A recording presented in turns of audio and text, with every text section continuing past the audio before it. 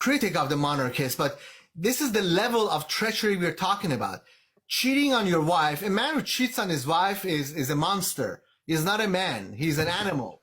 Actually, I don't mean to insult animals. He's basically a monster. And then on top of it, getting his own brother killed. This is an open secret in the Iranian monarchist community in London, Washington, and Paris. Yeah. So this is the kind of people we're talking about. He's the one who wants to go in and become the king again. Well, it just happens to me that across the United States, we have all these protests called No Kings protest, right? And this Reza Pahlavi talks about democracy. No, the time for kings, whether it's in the United States in terms of Donald Trump or in Iran in terms of this douchebag, is over. It's done and over with. Iran is going to be a democracy. Iran is going to be a republic, as it has been for the past 47 years. It's a theocratic republic, not a democratic republic, but it is what it is. I mean, they have elections, they have a parliament, they have all these institutions, and that's why, going back to Nuri, that's why the country hasn't collapsed, because of the institutions that were put together. And the late Supreme Leader, Ayatollah Khamenei, was very instrumental in creating these institutions. So if they kill him, if they assassinate him, what they did, the country wouldn't collapse. But from the economic perspective, the country is an absolute disaster. From the economic perspective, Iran is a kleptocracy. The word kleptocracy from ancient Greek means the rule of the thieves. The thieves are ruling Iran. These mafias, these huge multi-hundred billion dollar economic gangs are, that's the reason why they had this protest in Iran a few months ago, which culminated into Trump and Netanyahu's war against Iran. So the Iranians have to really address economic corruption in Iran. Many people have to be executed. Many people have to go to jail. I'm talking about the thieves, the corrupt children of some of the officials in Iran. They have to be executed. They have to be tried in public. The trials have to be posted on Iranian TV and whatnot, so people would realize there's a sense of justice. Where there's no justice, there can be no peace. And that's why there's literally an ideological civil war in every Iranian family. You have one side that's monarchist, one side that's neutral, one side that's Republican, one side that's anti-monarchist. There's a civil war going on. So the Iranians, at some point really have to clean up their system. President Raisi, who died in a helicopter crash, I believe it was a political assassination, had a plan to address corruption. It just happened to be that 17 Iranian banks vetoed his economic reform plan. I believe Iranian liberals participated in this assassination with the help of Azerbaijan and Israel and CIA. Yep. The Iranian liberals, I hate to say, are the fifth column in Iran. They are not to be trusted. They report to Washington and London. Yeah. Most of them are Freemasons. This is not a conspiracy theory. It's a conspiracy fact. Rouhani should be prosecuted. Javad Zarif, the disastrous foreign minister, has to be prosecuted. These are the people that weakened Iran so Israel and Trump could attack. Had it not been for a joint comprehensive plan of action, better known as the Iranian nuclear deal, that the Rouhani administration passed in 2015, August of 2015, Iran would not have been in this weak position for its skies to be totally defenseless. A lot of people from the liberal camp have to be prosecuted. Whoever's making noise. Sorry. Yeah. Okay, can I say hello to a friend that is first time coming? Hi, Blues. Hi, Blues. Hello, my friend. Thank you for having me. Okay, sure. Thank you, Dr. Alexander. Thank you for the information. I'm sorry if there's a background noise. I'm in a store. I'll be leaving here soon. I would love to ask you a few questions, if I might. Sure. Okay, so let me bring you up when you're out. Okay. Eleanor June, you have a question. This is Eleanor Omani, wife of Ardeshir Omani. Do you know Ardeshir Omani? Yeah. And then Arjun, you need to unmute. Thank you. I'm so sorry, sir. I wasn't here at the beginning, and I just got back from the East Coast, so I'm not sure what your full name is. Could you please tell me who you are? Yeah, Alexander Azadgan. He's a professor. Yeah. Dr. Alexander Azadgan. And I believe that you have been you notice my head nodding, you notice my giving you the positive fingers up that I agree, because you have one of the best, in my opinion, one of the best analyses of what has been going on in Iran, what is going on in Iran, and what needs to be done in Iran. And I would like to commend you for your knowledge, your scholarship, and for your fearless expression of truth. I agree. There's nothing that you've said that I do not that I do not agree. I have found nothing that I can say, oh no, I don't accept that. I think I'm very sad that so many in the so-called American left is so clueless, have been abused and used by the powerful ruling group. And I want to say to those of us who feel pain because our families are in Iran, some relatives have been hurt, and the children, you mentioned so many things. Our biggest problem here, to me, is to educate the truth to the American people, which is getting harder and harder because I am a, quote, leftist, a Marxist, or I try to be. I'm not really that smart, but my husband was, and he laid the groundwork. Ardashir Tagian Omani, he laid the groundwork for me to look at the world events from a class perspective and never to falter looking at historical steps. The United States is not doing more than they did. They are doing less than they did in Iraq, in Syria, well, maybe not Syria, in Libya. Their crimes are, it's not just a crime against Iran. This is the culmination, to me, of the system of advanced capitalism called imperialism, Lenin's classic work, capitalism, imperialism, the highest stage of capitalism. That opened my eyes to the long, long struggle that we have. You know, the idea that Israel is ruling the United States, I see it the other way. The United States is the main character of evil, I'm not religious, but to use some kind of term that we could all understand. Iranians, when I was with my husband in Iran, they say Satana Bozorg. It's the big, U.S. is the big evil, the big Satan. Do you have a question for me, dear? I'm sorry, say that, sir? Do you have a question for me?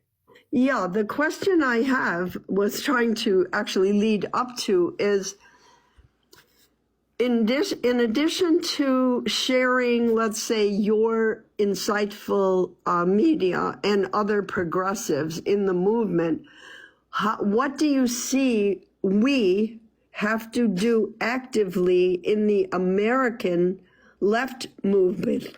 The resistance here. Yeah. What's the next step for us? I was happy when you criticized not hands down. I'm sorry. When you criticized No Kings, I wrote to them because I was furious because I saw they never once brought up war. Yeah, well, let me just pick up from there. Thank you. There's a difference between liberalism, American liberalism, and American left. Liberals are not leftists, okay? Right. The true I know authentic that. left in this, yes, the true authentic left in this country perhaps could be argued by the democratic socialists, right? These are credible people. The traditional liberals are sellouts. They are cherry picking from everything just to get elected. And the Democratic Party, that's why they keep losing. Yes. The Democrats should have won the 2016 election had they not nominated Hillary Clinton, because Hillary Clinton stole that nomination from Bernie Sanders in Absolutely. the convention, in the 2016 Democratic Convention. Absolutely. If the Democrats chose somebody other than Kamala Harris, they could have defeated Trump. I know. You know, Bernie Sanders, I have my criticism for him, but I think he is the true left. So the problem is with American liberals, not the left. Now, as for me, I'm not part of that movement. I am a conservative. I am not a Republican. As I Fine. say, not all Republicans Wonderful. are conservative, and not all conservatives are Republicans. So I don't, especially on social issues, I don't subscribe at all to what the progressives have been pandering, and that's why they've been losing, frankly. Yes, They yes. pander to these side issues, these minuscule issues, whether it's sexual deviancy issues. I'm not trying to put anybody down, but they pick these issues that nobody cares about, and that's why they working lose class elections. They doesn't have lost accept it. common They're sense. safe. They're safe. Yeah, they have lost common sense, and that's why they lost twice to an imbecile like Donald Trump. Both times he could have been defeated. So I need to say that. But you know, Voltaire, who was one of the fathers of the European Enlightenment, he said something very interesting. He said every tyrant fears a thinker more than an army. Trump is definitely tyrannical, definitely dictatorial in his style of so-called leadership. And, you know, he's scared of that. He's scared of these reporters who ask the wrong questions. He personally attacks them. He personally tells one of the chief reporters, chief journalists at CNN, Yeah. when she asks him about allegations of child abuse and rape, he tells her, you should smile more. This is, as a man, I was insulted that he was addressing a female reporter. What is this? What are we living in the 1950s? Yeah. You should smile more. I mean, it's absolutely outrageous. So this is what we got. This is what we got in leadership positions. We have people like Pete Hegseth, who is, you know, in Pentagon, they want his head on a stick. He is very much hated in the Pentagon. And the rest of this crony, idiotic, warmongering administration. If he keeps this up, they're going to lose the 2028 elections to Gavin Newsom, the Democratic governor of my home state of California, who is a disaster, who has wrecked our state. Yeah. We're going to lose the Republicans are going to lose the election to Gavin Newsom if they don't deal with this the Trump issue. So between now and that time, 2028, 2 years is a long, long time in American politics. You know, in my work, I never denigrate the term United States or America. I always use the word Washington. Me too. I don't have any problem with the United States. I'm a proud, patriotic American. But I do have a problem with our politicians and the lobbies that control them in Washington, whether that's AIPAC, the Jewish lobby known as AIPAC, whether it's the military industrial, or as I like to call it, government military industrial complex, whether it's the prison industrial complex, whether it's the pharmaceutical industrial complex, all these lobbies that buy and control our politicians in Washington. So I always use the word Washington instead of America and United States. And I don't agree with the phrase the great Satan that the Iranians use. This was not a smart name. This, of course, they used this term. The Iranian revolutionaries in 1979 used this term. It wasn't the clergy who wanted to use this term. It wasn't the clergy revolutionaries. It was the Marxist Leninists who, for a long time, have had a problem with America, and that's their right. But that got crept into the clerical establishment in the beginning of the revolution. I don't think it's productive. I don't believe Death to America chant is productive whatsoever. It goes against every norm, value, and belief of the UN Charter. United States is a member of United Nations. I don't even believe in the death to Israel chant, because whether we like it or not, Israel was created by the UN. Of course, they usurped their way. They manipulated what happened at Holocaust to create this state. But as a scholar, as a journalist, I don't think it's a diplomatic term at all. And I said this in Iran on their main channel. I said that in Persian, in Farsi. And people said, be careful, you're going to get in trouble. I got in no trouble. They respected my perspective. I said, listen, I'm an American of Iranian heritage. I'm here, but I don't agree with the burning of the U.S. flag. I don't agree with the death to America chant. I don't believe in the death to any country chant. I believe in death to a system or ideology. I don't hate capitalism, but I loathe predatory capitalism. So I believe in death to predatory capitalism. I believe in death to despotism, death to dictatorship, death to genocide, death to colonization, death to apartheid, death to racism, but not a country or a person. That falls outside of the correct and moral, diplomatic, and journalistic code of conduct that I operate by. But what we need, and going back to what Voltaire was saying, what if I told you your beliefs don't make you a free thinker? This is what I told the Iranians. What if I told you what makes you a free thinker is your ability, your flexibility, and your neuroplasticity to change your mind based on new information, based on truth? That's what we need. We need to be less ideological and more pragmatic. Yes. Be more free thinkers. I have a problem with all isms. Anything that ends in an ism, whether it's Zionism or capitalism or communism or socialism, I inherently have a problem with isms, because that puts people in boxes and that creates labels, and that sort of takes away the free thinking and objectivity, critical thinking skills that I instill in my students. So what we need to understand when it comes to war, because as a conservative, this may be shocking to some people, I'm also an anti-war activist. Yes, you could be a conservative and be anti-war. That's what libertarianism is all about, right? You have people like Rand Paul, for example. Unfortunately, he's sided too much with Trump, but he is the son of the great Ron Paul. Libertarian, conservative, but anti-interventionist, anti-war. Wars are moral contests. People need to know that. Wars are moral contests, and are won in the temples before they're ever fought. Sun Tzu said that. Sun Tzu was a Chinese military strategist, philosopher, 5th century BC. So we're talking 2,500 years ago. Right now, this war is being fought. What are our temples? Because we don't believe in religion anymore in this country. Our temples are social media. That's where the discussion is taking place. Israel lost the war in Gaza in social media thanks to TikTok. That's being bought by the Israelis right now. I don't know how much freedom there will be in TikTok in the months to come.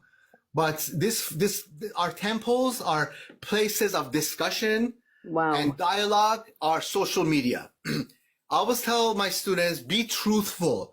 Don't be neutral. In times of great moral crisis, you know what George Orwell said? He said, no, I'm sorry, not George Orwell. What's his name? The medieval Italian philosopher. Machiavelli. His name will come to me. No, not Machiavelli. Yeah, his name will come to me. Dante Alighieri. Dante said, in times of great moral crisis, he said the hottest places in hell are reserved for those who in times of great moral crisis remain neutral. You cannot remain neutral. You have to speak out. Yes, if you don't have a global microphone like some of us do, you have your social media. Even if you get 2 likes on a post, you gotta speak up. You gotta be truthful, not neutral. And that's how we turned the tide against Biden and Netanyahu's war in Gaza. That's how we turned the tide on Trump and Netanyahu's war in Gaza. And that's how thousands of social media activists turned the tide in the U.S. when it comes to the latest polls against Trump's, not the United States, Trump's war on Iran. Everybody is making it. If you want to make an impact, you can. It's that simple these days. Have an X profile, have a TikTok, have Instagram, have Facebook, have Truth Social, and speak up. You cannot promote violence, however. You cannot. Today I woke up and I'm not on X. I don't have time for it, but I'm Instagram and on Facebook. Please follow me there. Somebody wrote a violent comment under a post that I did. I posted on Facebook. I put something against Trump, and somebody made a violent comment against Trump. You cannot do that. That's not covered under the First Amendment. Yes, threatening the life of a U.S. president is illegal. They could knock on your door and come take you away. Do not write violent comments or do not post violent things about the president of the United States. That's at least the rule here. I don't know if you can say something violent about Netanyahu, but well, maybe in Florida you can't, okay? But in California you still can. But you cannot say, and I immediately deleted that comment, and I sent him a private message and said, never leave a comment like that under my post, right? Violence is not the answer, and in this case, it's actually illegal. It's not covered under the First Amendment. Trump is his own best enemy. He puts his foot in his mouth regularly. He doesn't get enough sleep. He sleeps 2 or 3 hours a night. He's posting, it's called, the kids today call it shit posting. He's shit posting at 3 a.m. Yeah. Last time it was 43 posts in one night on his Truth Social. And he has zero respect in the global community. The conferences I go to, zero respect. Yeah. There are countries and leaders that kiss his ass still, like the Prime Minister of Pakistan. Going back to the Iran situation, Pakistan is mediating between U.S. and Iran. Those people would kiss his ass in order to get better trade terms and lower tariffs and whatnot. It's despicable. That is not leadership. Leadership is what the Prime Minister of Spain, Prime Minister Sanchez, is displaying. Now, you won't usually hear a conservative, such as myself, praise a socialist. But I don't believe in these labels anymore. I believe what Prime Minister Sanchez of Spain is saying, whether it's against Netanyahu or against Trump, that is a sign of a leader.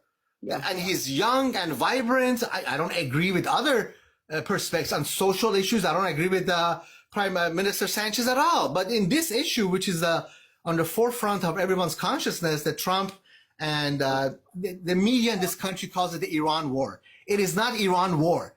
In my last article, I call it Trump-Israeli war on Iran.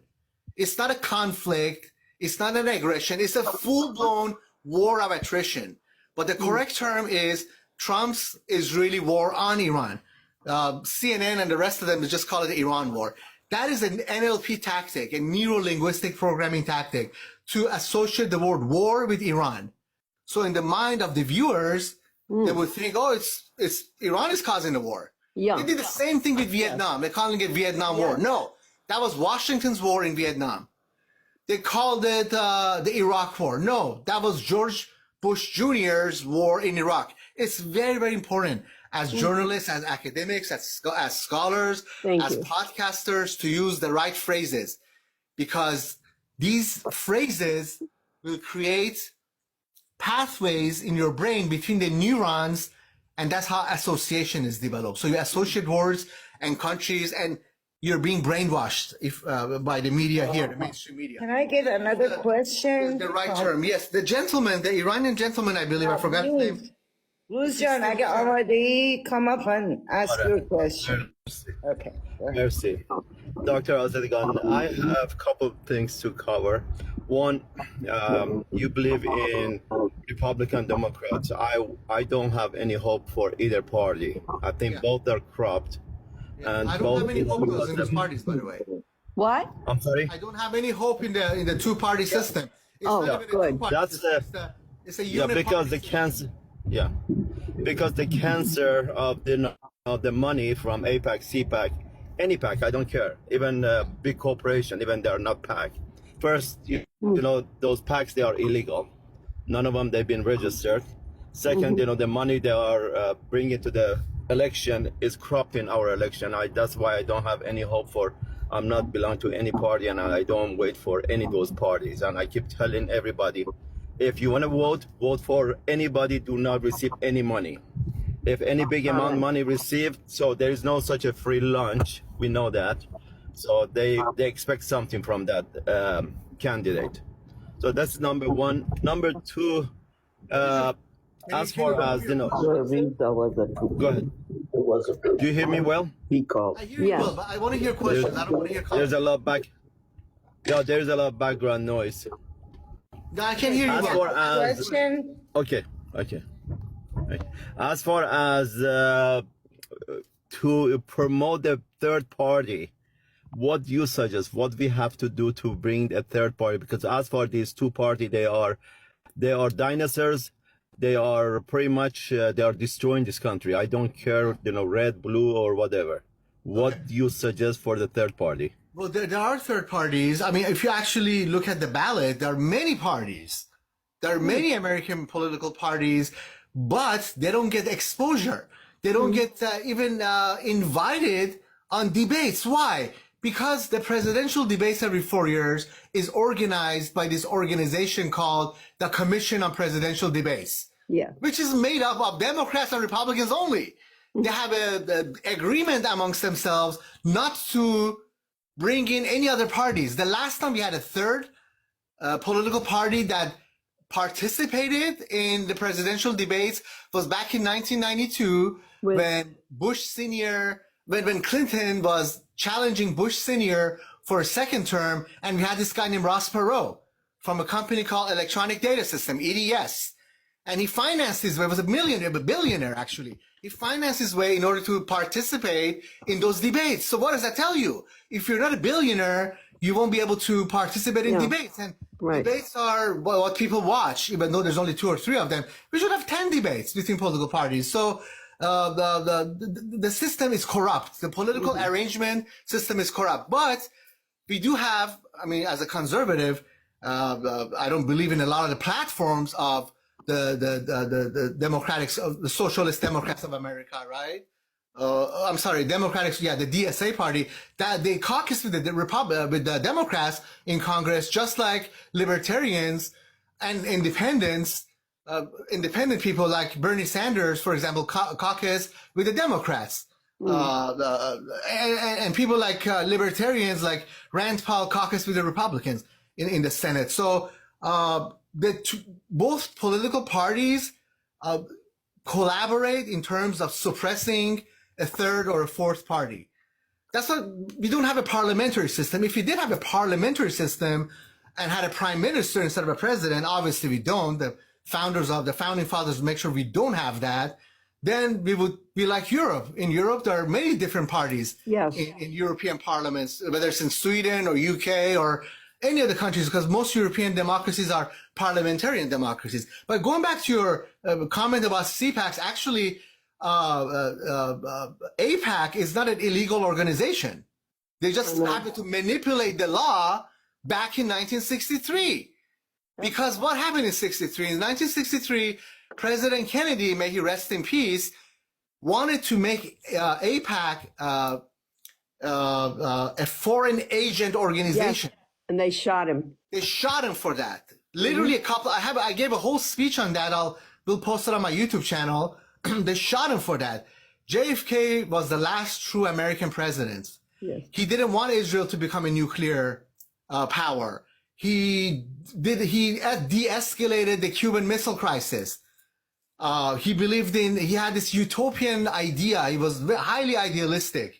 If you actually watch his speech at the American University, that speech was basically his death warrant for the system. But it was because of his opposition to an Israeli lobby and Israel having a nuclear war, right? That the founder of Israel, Ben Gurion, resigned. Most people don't know that. Yeah. The founder of Israel, Prime Minister Ben-Gurion, resigned as a result of the disputes he had with JFK. Most people don't know that. It was the Israelis who killed him. Forget the CIA, forget the Russians, forget the Cubans. It was the Israelis who assassinated Correct. President Kennedy in cooperation with rogue elements in our intelligence apparatus here. But AIPAC per se is not an illegal organization. They manipulated the law to operate legally. If we can achieve laws that would make AIPAC a foreign agent, to have him register as a foreign agent, that would be a great achievement. And let me tell you, Israel is going to do everything they can for that not to take place. Right. But that needs to be achieved in order for us to free our politicians from the dirty money of Israel, the genocide money, the child killing money of the Israelis, which they take. There is a citizen group called AIPAC Tracker that documents down to the dollar of what a congressman or a senator receives from AIPAC, right? And many people say in 2028, and even this year, we're having midterm elections this year. The amount of a politician accepting AIPAC money is actually going to be an issue in this election, because we are an occupied nation. The United States is an occupied nation. We're occupied by the Zionist right-wing Israeli lobby. Until we free ourselves from that dirty money, until we come up with campaign finance reform, which would prevent somebody like Trump to have received $250 million, $250 million from Miriam Adelstein. Yep. The wife of the late Sheldon Adelstein, that Israeli mobster. Until we have campaign finance reform, which is something, by the way, that John McCain wanted to pass back in the year 2000 when he was challenging George W. Bush to become president. His biggest thing was campaign finance reform. Had he passed that 26 years ago, if he became president, of course, the Republicans gave it to George W. Bush. You know, it's complete cronyism, but McCain, with all his faults and his Iranophobia and his Zionism and his Russophobia on the campaign finance reform, he was completely right. Had he not picked that dimwit, Sarah Palin, he may have had a chance. And we wouldn't be in this mess today. But we need to pass campaign finance reform. We need to go after organizations that are foreign agents. AIPAC in reality is a foreign agent. But through their legal maneuverings, they've managed to operate all these years since 1963. They used to be called ZOA, Zionist Organization of America, but that name had so much negative connotation, they changed it to AIPAC, which is very ambiguous. Right. Had we had campaign finance reform in the year 2000, had John McCain become the president, we wouldn't have a lot of these problems. And let me tell you, people in Arizona are very maverick-like. They're very independent. The Republicans are not your typical Republicans. It's a tradition in Arizona because they used to have a senator there in the 1960s and 70s called Barry Goldwater. Yeah. Barry Goldwater was a Republican, but he was a libertarian Republican. He was very bright. So John McCain and people like him are in the tradition of Barry Goldwater. And Barry Goldwater ran for president, by the way. Didn't get the nomination of the Republican Party. He would have been suitable. It was a moderate, reasonable, common sense, anti-war, and some would say very socially progressive when he came to very progressive when it came to social issues, such as I don't know, including the homosexuals in the military. As a Republican, he endorsed that, so he was a little bit ahead of his time. But we have a crisis of leadership all around the world. It's not just the United States. All around the world, we have crooks and pedophiles. You know, Mohammed bin Salman, the crown prince, the dictator of Saudi Arabia, His name is mentioned in the Epstein files, and he was chums with Epstein files to a point that when that information was leaked, they actually had protests in Saudi Arabia. We have a cadre of pedophiles and monsters that are running the world. This is the problem with the world. Through the Great Awakening, through this grassroots movement that we call the Great Awakening, as more and more people are waking up, there will be pressure from bottom up. That's why we call it grassroots. The root is in the ground. Only through that can we implement change.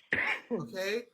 Only through that. And then there's the job of thought leaders and podcasters and scholars and academics and journalists, whistleblowers. It's our job to keep speaking the truth. The more you speak the truth, the more powerful you become.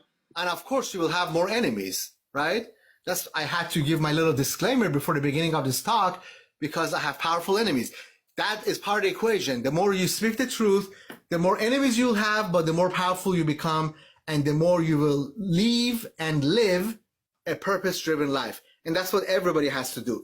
History, let me tell you, because Trump is not going to be around forever. I mean, I can't even, I have the news channel sometimes on the back of my TV when I'm working, either at home or in my office.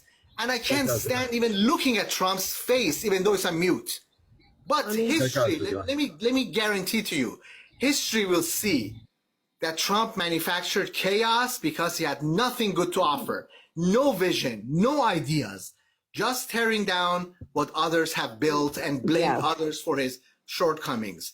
Generations will be taught that he was nothing but a pathetic con man and a failure and a mafia boss.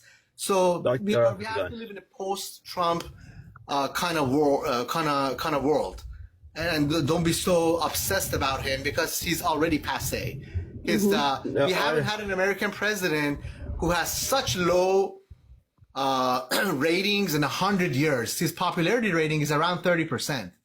In 100 years, we haven't had a president with such low ratings. My concern, my fear, let me just finish this and then I'll let you ask. My fear is that I only have 10% on my battery. Got it. I have a question. Nuri has a question. Sure, you may want to charge your phone then.